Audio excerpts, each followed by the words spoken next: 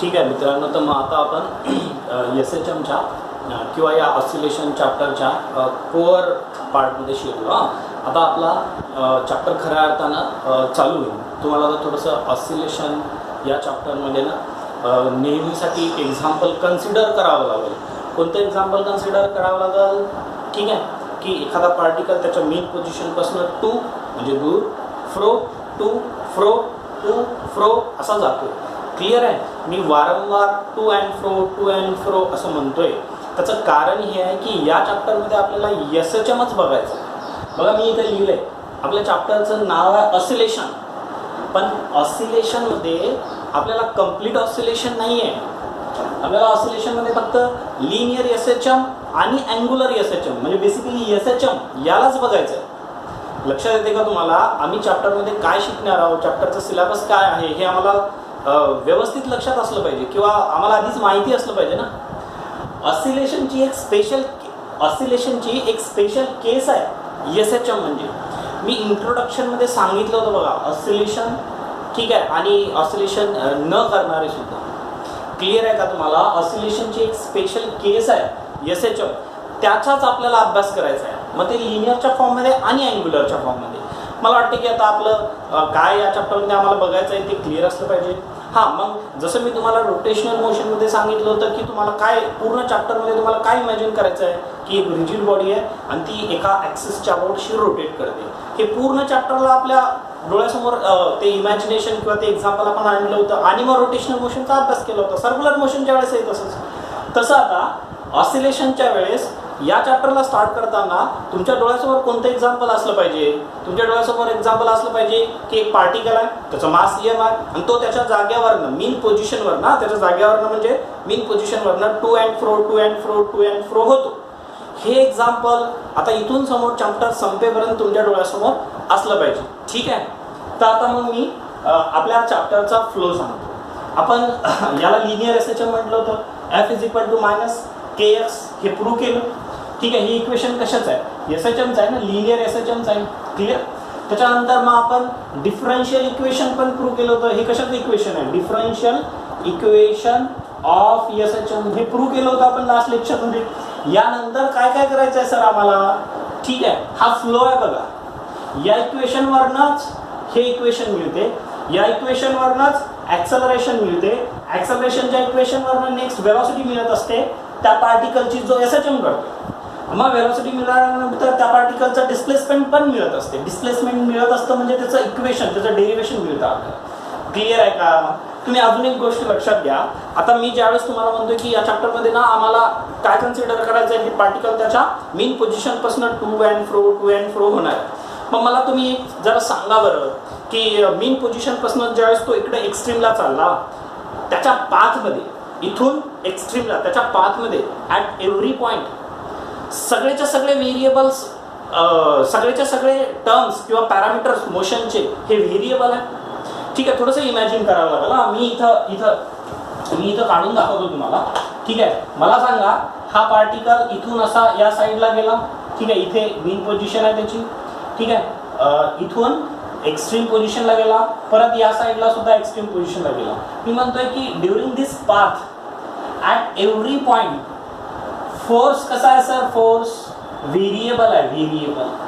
ठीक आहे, ॲक्सेलरेशन कसं आहे? व्हेरिएबल आहे. डिस्प्लेसमेंट कसं आहे? व्हेरिएबल आहे. ठीक आहे, वेलॉसिटी कशी आहे? व्हेरिएबल आहे. म्हणजे मला तुम्हाला काय सांगायचं की आता हे आमचं जे ऑसिलेशन किंवा एस एच एम त्याच्यामध्ये एस एच एम नावाचं जे आम्ही मोशनचा अभ्यास करतोय हे फार कॉम्प्लिकेटेड मोशन आहे. सर्क्युलर मोशनच्या वेळेस असं नव्हतं सर. सर्क्युलर मोशनमध्ये आपण जास्त करून युसीएम युनिफॉर्म सर्क्युलर मोशनचा अभ्यास केला तर तुम्ही बघा युसीएममध्ये वेलॉसिटी कॉन्स्टंट होती पार्टिकलची, V is equal to R omega. Clear आहे की नाही? ॲक्सेलरेशन सुद्धा सेंट्रिपिटल ॲक्सेलरेशन त्याची व्हॅल्यू कॉन्स्टंट होती. आता लक्षात येते ना, मॅग्निट्यूड कॉन्स्टंट होती त्याची. क्लिअर आहे का? फोर्स सुद्धा त्याच्यावरती कॉन्स्टंट ॲक्ट होतोय ना. F is equal to centripetal force F is equal to m r square by r. Clear आहे की नाही? किंवा एम आर ओमेगा स्क्वेअर. ठीक आहे, पण आता रोटेशनल मोशनही त्या मानानं थोडंसं कमी कॉम्प्लेक्स होतं किंवा सोपं होतं. आता ऑसिलेशनमध्ये जे आम्ही एस एच एम हा पार्ट बघतोय तुम्हाला लक्षात आलं पाहिजे की at every point during the motion at every point force, velocity, acceleration and displacement of particle is variable. म्हणजे हे फार कॉम्प्लेक्स मोशन आहे. याचा अभ्यास करताना आता आम्हाला जास्त खबरदारी घ्यावं लागेल किंवा जास्त काळजी घ्यावं लागेल, कारण हे कॉम्प्लेक्स मोशन झालं ना. तुम्हाला फील आला असेल की हे मोशन काही एवढं सोपं नाही आहे की म्हणायला तर आम्ही म्हणतोय टू अँड फ्रो, पण हे कॉम्प्लेक्स मोशन आहे. याचा नीट अभ्यास करावा लागेल. आणि तुम्ही एक गोष्ट लक्षात घ्या, आम्ही ज्यावेळेस मोशनला डिफाईन करतो ना, त्याच्यानंतर मग त्या मोशनमध्ये त्या पार्टिकलचे कायनेमॅटिक्स बघत असतो, बरोबर आहे की नाही. म्हणजे कायनेमॅटिक्समध्ये काय काय येतात हे आपण व्यवस्थित एक्सप्लेन करत असतो. कायनेमॅटिक्समध्ये काय येतं सर मोशनच्या, तर डिस्प्लेसमेंट, वेलॉसिटी, ॲक्सलरेशन हा परमनंट पार्ट आहे, बरोबर आहे की नाही. सर्क्युलर मोशनमध्ये आपण त्याचे डेरिव्हेशन काढले होते किंवा त्याच्याबद्दल सांगितलं होतं. आपण रोटेशनलमध्ये, आता ऑसिलेशनमध्ये तेच सांगायचं आहे. म्हणजे जो पार्टिकल लिनियर एसएचएम करतोय, लिनियर सिंपल हार्मोनिक मोशन करतोय, त्याचं डिस्प्लेसमेंटचं इक्वेशन काय. बघा आता इथं मीन पोझिशनला तर डिस्प्लेसमेंट 0 राहते, कारण ही त्याची ओरिजिनल पोझिशन. एक्स्ट्रीमला मॅक्झिमम राहते, आपण त्याला प्लस ए, राईट साईडला प्लस ए म्हणत असतो. हे सगळ्या गोष्टी आपल्याला प्रूव्ह करायच्या ना. थोडंसं तुम्ही ना या चॅप्टरमध्ये आता थोडंसं इथून समोर व्यवस्थित लक्ष द्या, कळेल सगळं. ठीक आहे. मला सांगा इथं x इज इक्वल टू 0 राहते, इथं x is equal to a राहते, म्हणजे मॅक्झिमम राहते. पण मला म्हणायचं आहे की x इथे किती राहतो, या पॉईंटला किती राहतो, या पॉईंटला किती राहतो, या पॉईंटला किती राहतो, तर वेगळा वेगळा आहे. फोर्स सुद्धा तसाच. फोर्स इथं 0 आहे सर, रिस्टोरिंग फोर्स स्प्रिंग मधला इथे 0 आहे, बरोबर आहे का. पण इथं फोर्स मॅक्झिमम होतोय, कारण आता स्प्रिंगला इथून इथपर्यंत जाण्यासाठी जेवढं एक्सटेंड व्हायचं होतं तेवढं एक्सटेंड झाला तो. म्हणजे स्प्रिंगमध्ये मॅक्झिमम रिस्टोरिंग फोर्स तयार झाला असेल या पॉईंटला. बट फोर्स इथं असताना 0 होता, इथं असताना किती होता, इथं असताना किती होता, तर तो ॲट एव्हरी पॉईंट व्हेरिएबल आहे. कॉम्प्लेक्स मोशन आहे, लक्षात येते का. सगळ्या गोष्टी व्हेरिएबल आहेत इथे. इथं कुठल्याच पॉईंटला काहीच कॉन्स्टंट नाही. ठीक आहे. इनफॅक्ट एनर्जी सुद्धा इथं पोटेन्शियल एनर्जी 0, इथं मॅक्झिमम असते. इथं कायनेटिक एनर्जी मॅक्झिमम आणि इथं कायनेटिक एनर्जी मिनिमम म्हणजे 0 असते. But the total energy remains constant. Total energy ही तर कॉन्स्टंटच राहणार आहे ना. Law of conservation of energy, total energy remains constant.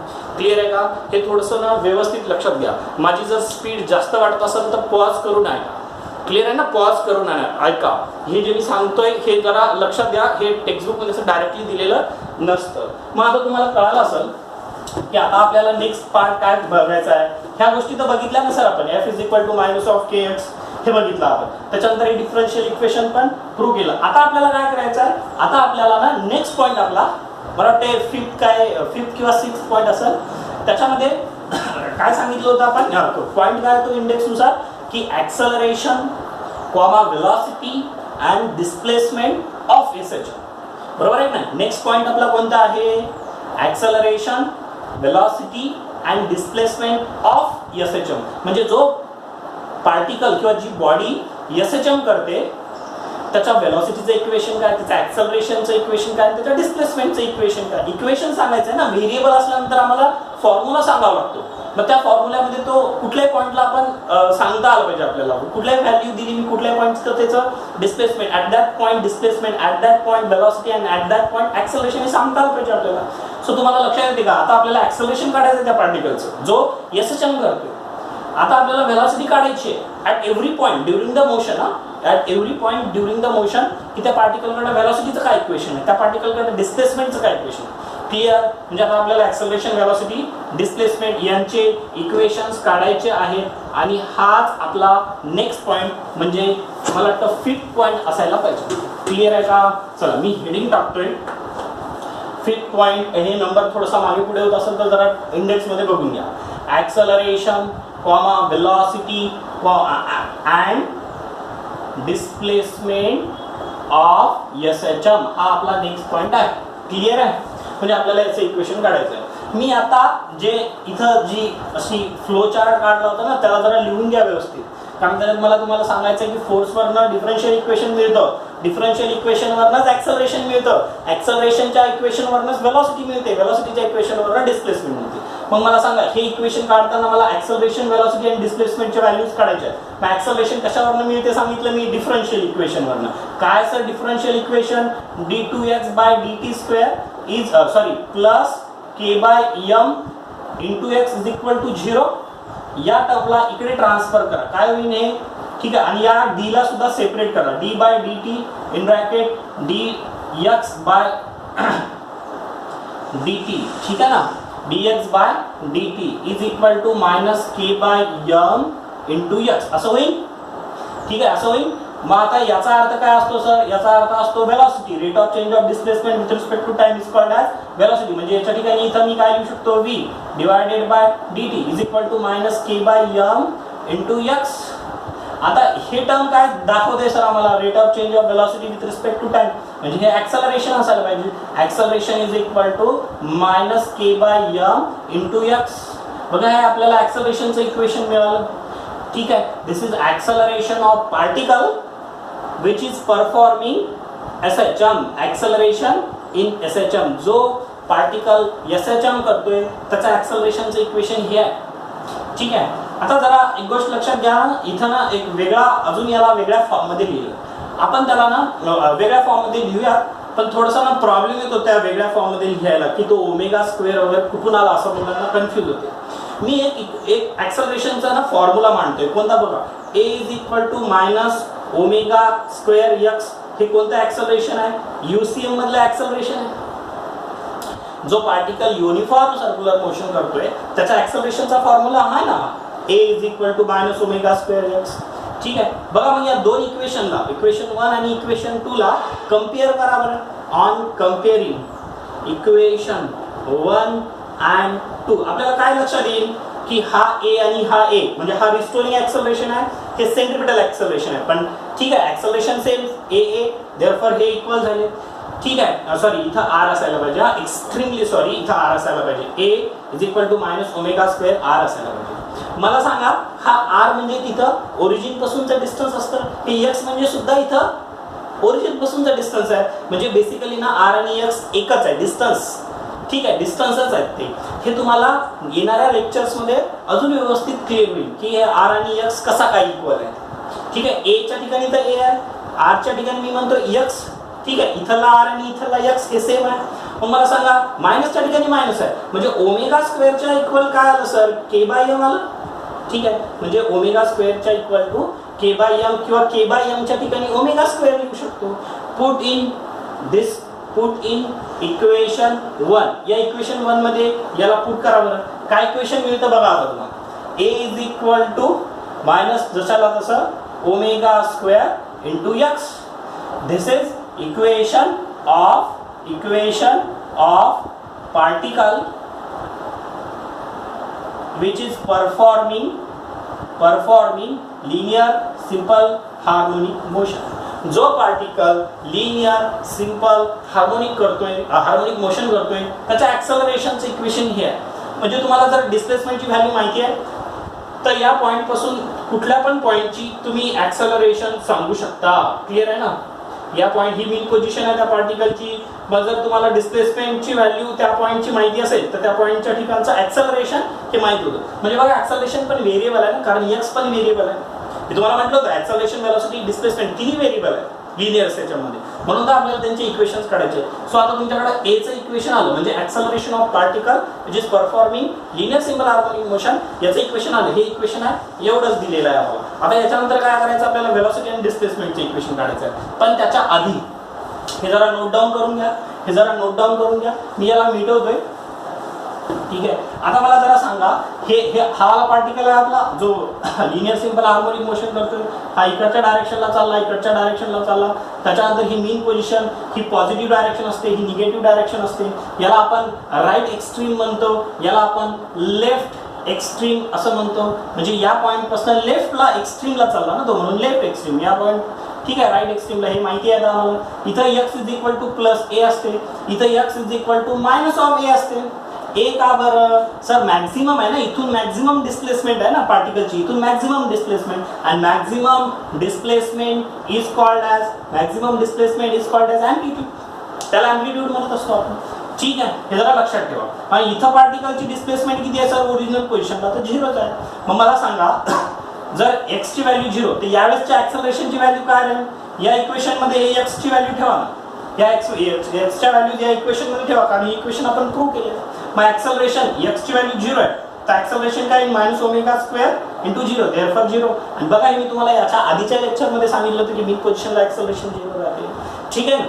आता ना एक्स्ट्रीमच्या वेळेस डिस्प्लेसमेंट आपल्याकडे आहे आता मला ऍक्सेलरेशन सांगा बरं इथलं किती आहे, तर काय होईल ते, ही एक्स ची व्हॅल्यू या इक्वेशन मध्ये ठेवायची, म्हणजे A is equal to minus omega square A, हे झालं ऍक्सेलरेशन. ठीक आहे, ऍट पॉझिटिव्ह किंवा राईट एक्स्ट्रीमला. इथे काय येईल व्हॅल्यू, इथे काय येईल ऍक्सेलरेशनची value, A is equal to, इथं ऑलरेडी मायनस आहे, हे मायनस एक्सच्या ठिकाणी ए टाकला आपण, minus minus plus omega square A. तुम्हाला लक्षात येते का बघा. ठीक आहे, एक्स्ट्रीमला व्हॅल्यूज काय ऍक्सेलरेशनच्या ओमेगा स्क्वेअर ए, मीनला किती आहे 0. क्लिअर, हे सगळं नोट डाऊन करून घेता येईल आणि हे पॉज करून परत परत ऐकत जातो. ठीक आहे, जर कळालं नाही तर याला परत परत ठीक आहे रिपीट ऐका, म्हणजे हे कळलं. मला वाटतं की ऍक्सेलरेशन आता मीन पोझिशनला किती असतं, एक्स्ट्रीम पोझिशनला किती असतं आणि ऍक्सेलरेशनचं इक्वेशन काय, हे मात्र आता आपलं क्लिअर आहे. आणि याला जरासं ना कम्पेअर करा, कारण टेक्स्टबुक मध्ये ए इज इक्वल टू हे याच्याच ठिकाणी डायरेक्ट सबस्टिट्यूट केलेलं आहे. हे इक्वेशन कम्पेअर करा असं म्हटलेलं नाहीये टेक्स्टबुक मध्ये. जर तुम्ही बघाल तर omega square is equal to k by m हे डायरेक्ट दिलेलं आहे. ठीक आहे, जे की आम्हाला कम्पेअर करायला थोडासा प्रॉब्लेम जाते. आणि अजून एक गोष्ट लक्षात घ्या, इथं जो हा ओमेगा आहे, ठीक आहे, मी इथं या ओमेगाला सर्क्युलर मोशनच्या वेळेस म्हणजे युसेमच्या वेळेस म्हटलं होतं अँग्युलर वेलॉसिटी, पण इथं अँग्युलर वेलॉसिटी म्हणता येणार नाही. इथं या ओमेगाची, ठीक आहे, या ओमेगाचं काय नाव आहे, अँग्युलर फ्रिक्वेन्सी नाव आहे, अँग्युलर फ्रिक्वेन्सी. क्लिअर आहे का. इथं ओमेगाला अँग्युलर वेलॉसिटी नाही म्हणायचा. येणाऱ्या लेक्चर्स मध्ये या छोट्या छोट्या गोष्टी अजून व्यवस्थित क्लिअर होईल. या ओमेगाला इथे अँग्युलर वेलॉसिटी नाही म्हणायचं, अँग्युलर फ्रिक्वेन्सी म्हणायचं. कारण फ्रिक्वेन्सी आहे ना, एका सेकंदामध्ये किती टू अँड फ्रो होतो, 2 सेकंदामध्ये किती टू अँड फ्रो होतो. So this is frequency. Omega is frequency, not angular velocity. इथं गोल गोल थोडी ना फिरतोय पार्टिकल. क्लिअर आहे का. मला वाटतं की आता हे सगळ्या गोष्टी आमच्या क्लिअर झालेल्या असल्या पाहिजे. नेक्स्ट व्हिडिओमध्ये मी तुम्हाला वेलॉसिटी आणि ऍक्सेलरेशनचं इक्वेशन एसएचएम मध्ये पार्टिकल ज्यावेळेस सिंपल हार्मोनिक मोशन करतोय त्यावेळेस वेलॉसिटी आणि डिस्प्लेसमेंटचं काय इक्वेशन आहे ते प्रूव्ह करून देणार. थँक्यू.